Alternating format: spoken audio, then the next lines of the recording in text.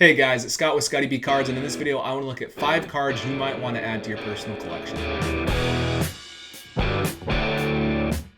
So recently I started a series where I look at 5 different sets that I think are really cool and the hobby doesn't really know about them.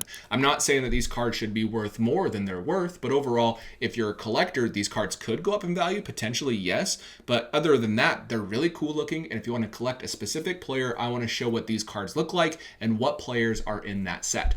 Let's jump into this really quickly. I just want to say one more time, this is not investment advice. This is more, these cards are obscure, and if they're obscure, they usually don't have a ton of value, but that could change in the future. Who knows? The very first card, these are actually pretty expensive, so that's all out the window, but this is the 2023 Topps Archives Hobby Masters set. This is based off of the 1996 set that actually had the Hobby Masters, and these are really unique because they are all numbered to 23. So we have Aaron Judge, you can see it's really a nice shiny foil board. We have Adley Rutschman rookie, Bryce Harper, and again, these are all numbered to 23. Very interesting thing. I don't think Topps has any photos of Bryce where he's not screaming all the time. You have Aaron Judge smiling, and then Bryce is always just screaming, which makes sense. That's his fiery personality, but it just makes me laugh.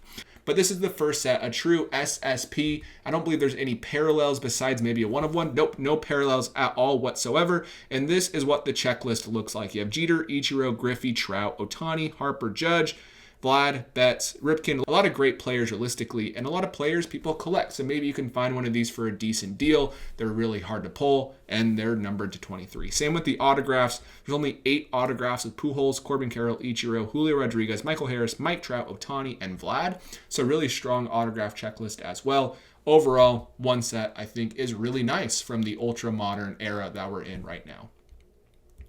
Next up is 2013 Baseball's Finest. We have these cards right here. These are the All-Stars Finest. These are numbered to 10, and we actually have the Baseball's Finest numbered to 25. There is a base version from 2013 Topps Finest, but these are actually going to be the refractor parallels, and obviously this is based off of the 1993 Finest design, which is why it's in 2013. It was 20 years later, and I love this design. I think it's a very unique design, and this checklist is huge, and the good thing about it is there are players that aren't worth very much. And the reason I say that's a good thing is because as a Billy Butler collector, this is one of the coolest Billy Butler cards that are out there in my opinion. I recently picked one up. It wasn't cheap. You know, for Billy Butler, a $25 card is pretty expensive, and that's what I paid for this card.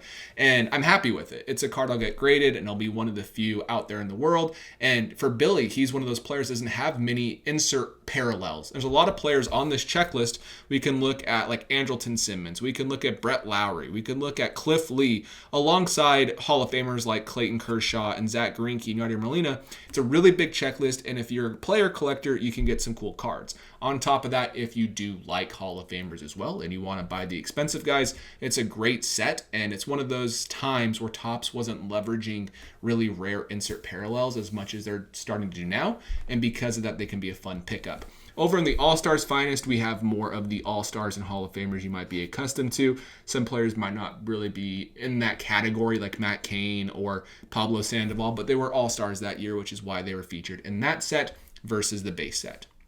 After that, we have 2014 Topps Chrome Jumbo Patch Autograph. And again, the reason I even know about this set is because of Billy Butler. I bought this exact card on eBay for about $20 to $25.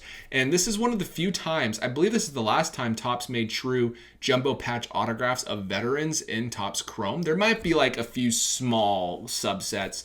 Like I'm thinking a year or two ago, they made a couple different sets where they took like the rookie card of a player, then added a jersey swatch. There might be some autograph parallels there. But this is the first true standalone jumbo patch autograph set for veterans that we saw from Topps Chrome.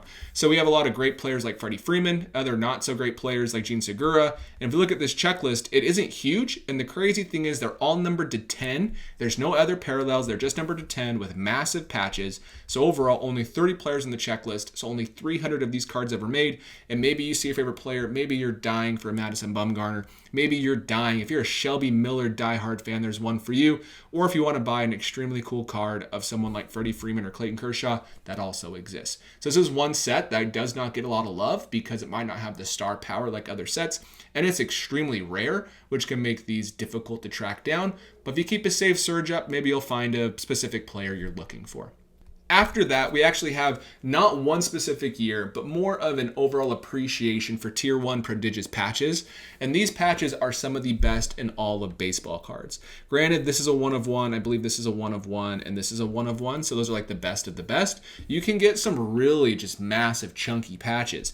We can see Gavin Lux over here. This might be the Future Games logo. I'm not quite sure. We see this Derek Lee, beautiful. How many times does this patch break? 1, 2, 3, 4, 5, right? Just 6, 7, 8, 9, 10. It's just a really nice, beautiful patch, and that's what this set really focuses on. So if you didn't know about prodigious patches, they're a great standalone set that's not too expensive that you can buy your favorite player of. This Judge, this is the NY, obviously. This Judge, I think, went for like $200 or $300, and so they're not too expensive, and you can find players you care about because the checklist is usually really broad year in and year out.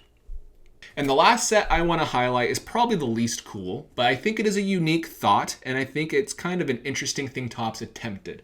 So this is a 2015 Topps birth year coin and stamp. These were at least in Series 1 and Series 2 and may have been in Topps Update. I did not check, so forgive me there. But these are all numbered out of 50 or less, I believe, and they featured the coin of the year that player was born and the stamp that year the player was born. And right here is an example. We have a quarter of Tom Seaver from 1944 and a stamp from 1944. And then for Pujols, I can't see the year he was born, but it's the same concept for a bunch of different players. It's fun. I think like Mookie Betts has a second year Topps birth year coin and stamp. You can get them for like $20 to $40. And for some bigger players, you can get some really cool, rare inserts that are hard to find and a fun story to tell for a decent price. So those are the 5 cards I thought were unique and I wanted to share with you all. Let me know in the comments down below if you like any of these and if you might be hunting any of the players on those checklists.